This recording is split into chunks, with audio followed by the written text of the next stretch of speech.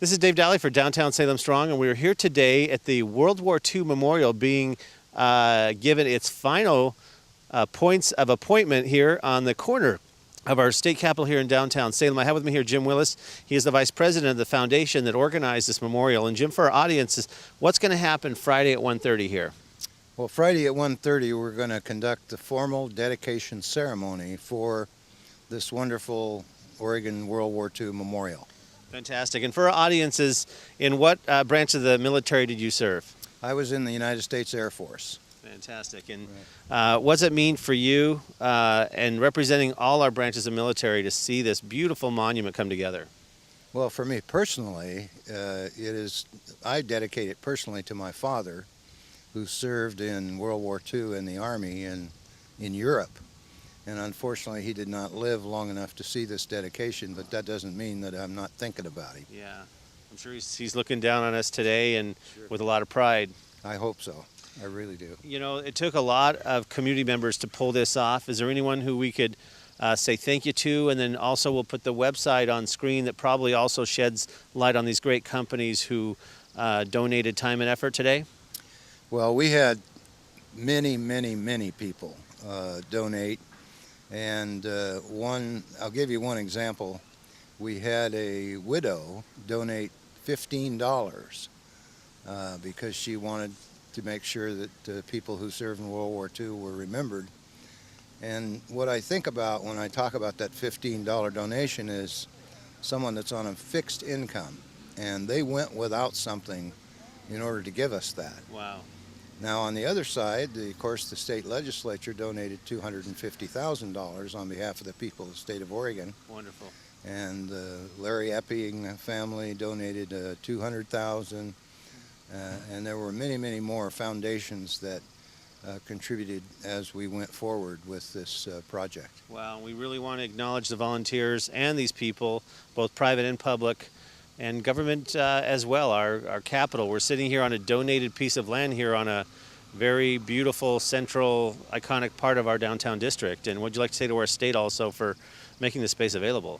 Well, I very much appreciate the efforts of the governor, the House of Representatives, the Senate, and all of the employees who work so hard to make this happen.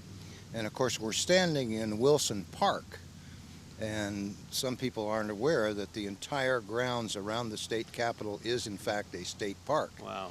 So this is the latest addition to this beautiful park-like setting that is the home of our state capitol. Fantastic. And so for our audience, as they look behind us here, we see a huge pillar, and there's a great story behind that. And then also give us a rundown of that there are names of those who lost their life in World War II. That's correct. And also what's going to be here for people to enjoy?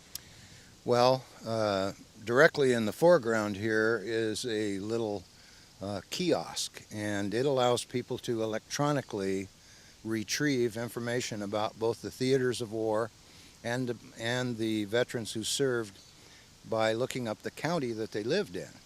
And it'll list the veterans that we have so far. Now, it's not an inclusive list. We're adding them all the time to the database. And then the names that you see on the wall behind that are the over 3,700 Oregonians who lost their lives in World War II. And then the centerpiece, the obelisk weighs 20 tons, and it was cast, or not cast, but cut at the quarry in Vermont from one piece of granite. And it's 33 feet tall, signifying Oregon being the 33rd state in the nation. Wow. It's the largest five-sided obelisk in the United States. Wow. It's a beautiful piece, and it's very much a cornerstone to this entire memorial. And then, of course, we have the granite benches on both sides that are designed for people to sit down and reflect on what happened here. The other side of that is that this memorial is very high-tech. In addition to that kiosk I told you about, there are stationed around on the ground these little brass stars that have QR codes or what are called quick response codes.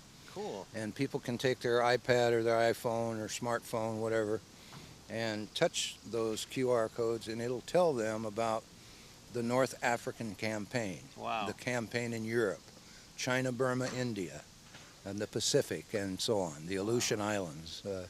So it's a learning place. So what we wanted this memorial to be was an educational place for young people, and what we did not build it for was to glorify war. We built it to commemorate the service and sacrifice of our members in uniform and those who worked on the home front. Wow. So there's a big concentration on people who worked in the shipyards, people who grew the food, people who worked in the timber industry, and so on. Wow. So it covers everything.